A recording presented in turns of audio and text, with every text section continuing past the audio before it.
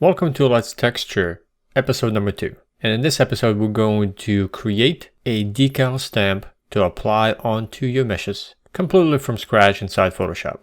This is a very common thing that you will create in order to bring it over into Substance or just use it as is in order to stamp onto your textures to have a little bit of extra signage, stamps, stickers, overall decals.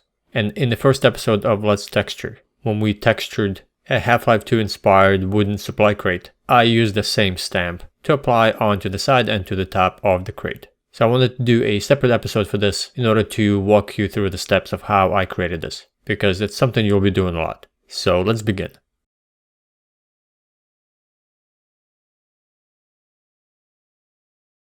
First, let's go ahead and begin with a texture size. So for this decal, I'm only going to use 512 by 512. So let's set up our document. Go to File, New, and in width, I'm going to type in 512, and everything's going to be in pixels.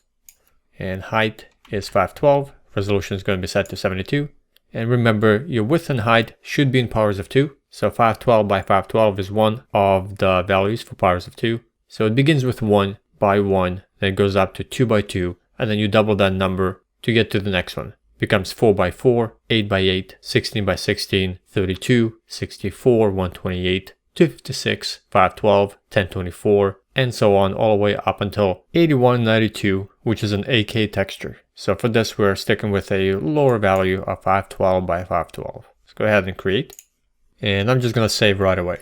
And I'm going to save this as a Photoshop file. I already have a copy of this, but I'm just going to save it right next to it as Decal Supply logo. Remember, if you're not familiar with Photoshop, saving it as a Photoshop document will keep all the layers available to you. So you can come back and edit at any time you need. And of course, you'll continue to be able to open this in Photoshop to make any adjustments, and something that you can come back to and maybe resave it as a new file type. Then I'm going to create a new layer. And we're going to begin with the background first. Now, this decal stamp has rounded corners. So that's something we're going to need to consider and create as we begin to kind of build this up from background to front. So I'm going to make a marquee selection of the entire canvas. Hit Ctrl A, you can go to Select and All, I'll just select everything. And then I'm going to contract the selection down so it's smaller. So that way we have a bit of a background of transparency shown behind, and then we'll be able to round out the corners a little bit better. So I'm going to go to Select, Modify, and Contract. And the numbers here are going to depend on your canvas size. So for me, it's going to be set in pixels. So I'm going to actually set mine to 10. So it's a little smaller. And now I want to fill this with black. So to get that black background, the outline of the decal. However, I need rounded corners. So to get rounded corners, go back up to Select, Modify, and use Smooth. And enter a value. So for the smooth round corners, I'm going to set this to 30 and click OK. That's going to give me those rounded corners, and I can go ahead and now fill this with black. So let me choose my black value. Actually, I'm going to keep this yellow, and I'm just going to reset this back down to white and then change it to black. And then on this empty layer, Alt Backspace to fill it with the foreground color. And let's Ctrl D to deselect, or go to Select, Deselect. Shortcut keys are your go-to in Photoshop. The faster you can learn all these shortcut keys, the faster you'll be. And we're not going to have a lot of layers, but I want to start renaming them. So let's do this. Is going to be black outline. Next, I want to make a selection of this back again. So I actually didn't need to deselect, but I can make a selection of this layer of this black background by holding down Control and left clicking on the icon in the layer icon. This will make a selection. And I'm going to contract again, and in order to create the interior where the yellow is going to be. So let's go to Select, Modify, and do Contract again. And you may need to experiment with values to see how much of a thick border that you want. I already kind of went through and wrote the numbers down, so you don't have to see me experiment. But for this specific contract, in order to get the selection smaller, it's going to be set to 30. Click OK. So that gives me a smaller selection, which I can now fill with a yellow color. That's going to be the interior of the decal. Now I already have yellow color selected. Basically, you would just left click on the color, choose the color that you want, click OK to set it. It's my now foreground color. And then I'm going to press Alt backspace to fill that in. However, I want to do this on its own layer, so I can edit that yellow color if I need it. So let's create a new layer. And this is going to be yellow. And Alt backspace to fill that in. Now, if I wanted to have these rounded corners a little bit more, because when you contract, it shrunk the rounded corners a little bit. So if I wanted to actually, let me undo. So if I wanted to have these rounded corners a little bit bigger to kind of match the outside, I just need to reapply. Before I fill that in, just go through select, modify, and smooth them out with a lesser number. So let's try 25. Here we go. And now I'm going to fill that with yellow, Alt backspace. So it just kind of keeps the same round corners on the outside as well as for the inside. Now I'm going to deselect, Control D, and here we have the beginning of a decal. I'm also going to deselect the background layer and turn that off, so that way I can see the transparency behind it.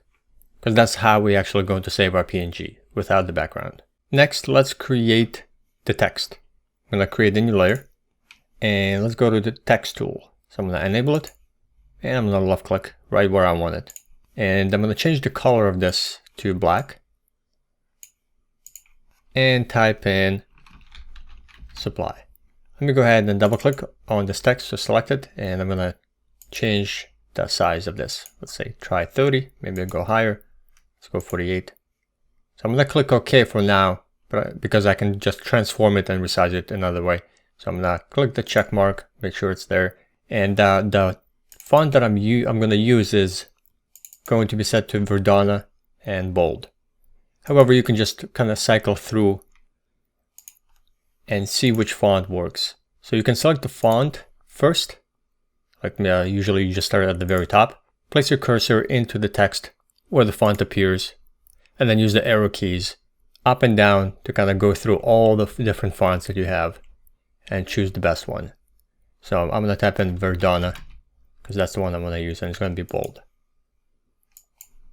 And then with that layer selected, I'm going to hit Control T to transform. And I'm just going to make it bigger and just position it exactly where I would want it. And actually the text is all uppercase letters. So let me double click on the T icon in the layers. It'll select the text, and I can just retype it. Turn the caps on, so supply. And hit V to go back to the move tool and just reposition it. And then maybe make it a little smaller. Control T, just transform it.